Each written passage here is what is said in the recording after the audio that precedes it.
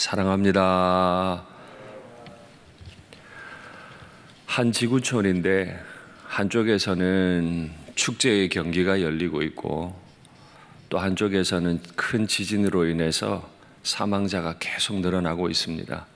벌써 인도네시아 지진 사망자가 280명이라고 하죠. 우리나라에서도 얼마 전에 큰 참사가 있었는데 지금 인도네시아도 많이 어려운 환경입니다.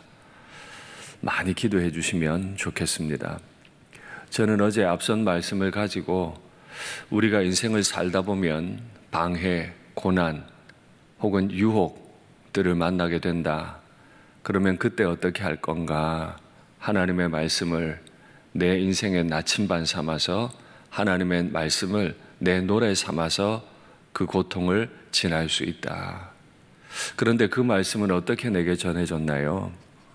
내 어머니가, 내 아버지가 붙잡고 사셨던 그 한 줄의 말씀이 내 인생에 전해진다 말씀드렸습니다. 그래서 말씀은 내게 재산이고 내 후대들에게 전할 유산이 된다 말씀을 드렸지요. 그리고 오늘 본문에서 시인은 직설적으로 고백합니다. 여호와는 나의 분깃이시라.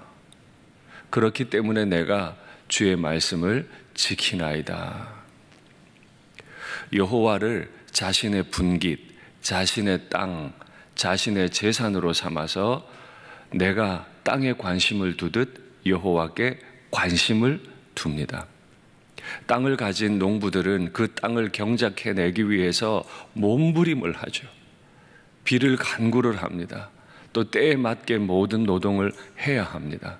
여호와가 내 분깃이라는 말은 나는 그 여호와 하나님을 내 농지 삼아서 끊임없이 여호와 앞에 나아가고 여호와를 구하고 여호와와의 관계를 더 깊이 만들어가는, 땅과 내가 완전히 하나가 되는 마음을 가지죠. 그렇게 여호와를 나의 분깃으로 삼는 사람은 여호와의 말씀을 지키는 사람이 됩니다.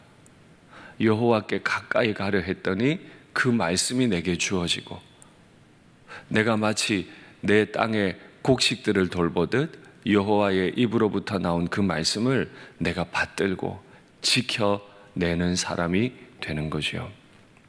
다른 도리가 있나요? 이 부족하고 이 연약한 인생이 어떻게 이 고통스러운 인생을 살아갈 수 있습니까? 하나님 아버지의 한 구절 말씀을 나침반으로 붙잡고 그 나침반이 가르치는 대로 걸어가는 인생이 되는 줄 믿습니다. 그래서 시인은 하나님 앞에 전심으로 간구합니다. 내가 전심으로 주께 간구하여 싸우니 주의 말씀대로 은혜를 베푸소서. 여호와를 분깃으로 삼는 사람에게 나타나는 행동은 여호와를 믿기 때문에 전심으로 여호와께 간구할 수 있어요. 교회를 다 다녀도 다 전심으로 간구하는 건 아닙니다. 여호와를 믿는 만큼 간구하게 될 겁니다. 우리는 전심으로 간구할 만한 복을 누리면 좋겠습니다. 그렇게 전심으로 하나님을 대하는 주의 백성들을 주께서 돌보시고 반드시 은혜 베푸실 줄 믿습니다. 그렇게 주님을 붙잡고 주님 앞에 전심으로 간구해서 주의 은혜를 받는 사람들에게 나타나는 특징은 내가 주의 증거들을 향하여 내 발길을 돌이켜 싸우며, 이것이 합당한 태도예요. 내 길을 갑니다. 고난을 피하려 합니다. 유혹을 따라갑니다. 그러다가 어머니께서 암송하셨던 그 한 구절의 말씀, 그 한 구절의 말씀이 내 마음에 다 나침반을 삼고 전심으로 주님을 간구하다 보니 내가 주의 증거들을 향해 내 발길들을 돌이켜야겠구나. 그래서 돌이키게 되는 거죠. 그런데 돌이키는데 느지막하게 돌이키는 게 아니에요. 주의 말씀을 향해 내가 신속하게 지체하지 아니합니다. 주님이 크신 분이실수록, 주님이 전능하심을 고백할수록 신속하게 지체함 없이 주께로 돌이켜야 하는 줄로 믿습니다. 혹 하나님을 분깃으로 삼지 않고 하나님을 줄다리기 대상으로 삼고 계시는 일은 없으십니까? 전반적으로 볼 때 하나님을 사랑하는 것 같으나 이 새벽에 나올 만큼 하나님을 사모하는 것 같으나 여전히 내 안에서 하나님과 줄다리기 하는 것은 없습니까? 기도하시는 것이 하나님 앞에 합당한 태도라 할지라도 주의 말씀을 대하는 합당한 태도는 주께로 내 발걸음을 돌이키되 신속히 돌이키고 지체하지 않는 거예요. 내 삶의 태도들과 하나님의 말씀은 충돌할 수 있습니다. 그때 어떻게 해요? 내 삶을 돌이켜야죠. 내가 평생 살아왔던 내 삶의 방식을 신속히 지체함 없이 돌이켜야지 하나님의 말씀을 자꾸 미루시면 안 돼요. 그렇게 신속하게 지체함 없이 주께로 돌이키는 자에게 하나님이 복을 주시죠. 내가 밤중에 일어나 주께 감사하리이다. 하나님은 반드시 갚으세요. 하나님만 전심으로 구한 사람들에게 주의 말씀을 향해서 신실하게 행동하기로 다짐하는 사람들에게 자다가도 벌떡 일어나서 감사할 수 있게 만들어 주실 줄 믿습니다. 그렇지 않은 분들이 억울함 때문에 자다가도 벌떡 깨죠. 두려움 때문에도 자다가도 벌떡 깨요. 그러나 말씀을 향해 자신을 꺾고 돌이키는 사람은 자다가도 깨서 늦은 밤까지도 감사하면서 살아갈 수 있게 만들어주시는 줄 믿습니다. 그렇기 때문에 58절에서 주의 말씀대로 은혜 베푸소서 외쳤던 시인이 65절에서 여호와여 주의 말씀대로 주의 종을 선대하셨나이다. 큰 어려움 가운데 고난 가운데서 주여 은혜를 베푸소서 간구했던 그 시인이 밤중에 일어나서 감사하는 제목이 주의 말씀대로 주의 종을 선대하셨군요. 이게 하나님을 분깃으로 삼는 성도의 아름다운 삶이잖아요. 밤사이에 이야 하나님이 나를 선대하셨구나. 이 간증이 있는 아빠 엄마가 아침에 일어나서 이야 하나님의 증거로 빨리 돌이키자.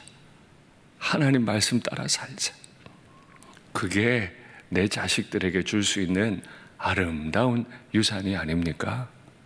내 자식들이 평생을 살아갈 인생의 나침반이 되는 줄 믿습니다. 그렇기 때문에 시인이 담대하게 고백해요. 고난당하기 전에는 내가 그릇 행하였더니. 그렇습니다. 여태까지 고난이 해석이 되질 않았어요. 그래서 고난당하기 전에는 그릇 행하기만 했어요. 고난당하고 난 이후에도 해석이 되질 않았어요. 전능하신 하나님이신데, 나를 사랑하는 하나님이라고 말씀하시는데, 하나님이 모든 통제권을 가지고 계시면서 왜 나를 고난 중에 두시는가? 왜 나를 유혹 가운데 두시는가? 왜 하필 날 고난당하게 하시는가? 고난은 크게 두 가지 목적이 있죠. 하나는 심판의 목적입니다. 하나님은 고난을 통해서 하나님의 백성들의 행위를 징계하시고 심판하십니다. 그러나 또 다른 목적 하나가 있죠. 하나님은 고난을 통해서 훈련하십니다. 하나님을 더 바라보도록, 다른 것을 바라보지 않도록 훈련하십니다. 그런데 우리는 심판도 싫고 훈련도 싫어해요. 훈련 좋아하는 사람이 어디 있어요? 심판 좋아하는 사람이 어디 있어요? 다 싫지.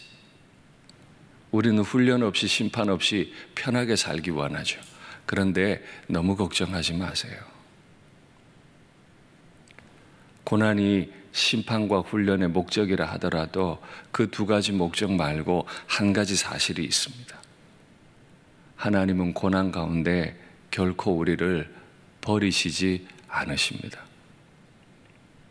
심판 중에도 훈련 중에도 하나님은 하나님의 사람들을 붙들고 계시고 고난과 심판의 목적을 반드시 이루셔서 우리를 더 하나님 앞에 아름다운 성도로 세우실 줄 믿습니다. 그래서 시인은 71절에 분명하게 고백해요.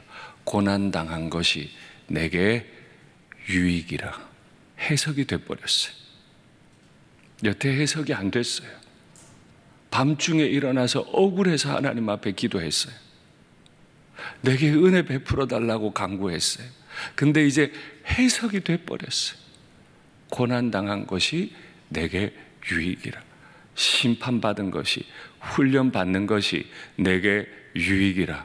이로 말미암아 내가 주의 율례들을 배우게 되었나이다. 여호와를 나의 분깃으로 삼고 살아가는 방법을 배우게 된 거예요. 그래서 시인은 한 가지 중요한 고백을 하죠. 내가 주를 경외하는 자들의 친구가 되었나이다. 그렇게 하나님을 두려워하고 하나님께로 신속하게 지체함 없이 발길을 돌이켜 보니, 고난을 통해 유익을 얻고 보니 그 불길 통과했던 많은 경외하는 사람들을 가까이 하고 싶어지고 그들과 교제하고 싶어지는 마음이 더 크게 일어났죠. 말씀을 맺겠습니다. 여호와께서는 때로는 우리에게 심판과 훈련이라고 하는 목적을 가지고 고난을 주십니다. 할 수만 있으면 내 발걸음을 여호와께로 신속하게 지체함 없이 돌이키게 하기를 원하시죠. 그렇게 돌이켜 보시면 반드시 하나님께서 갚으시고 말씀대로 은혜 베푸시고 선대해 주실 줄 믿습니다.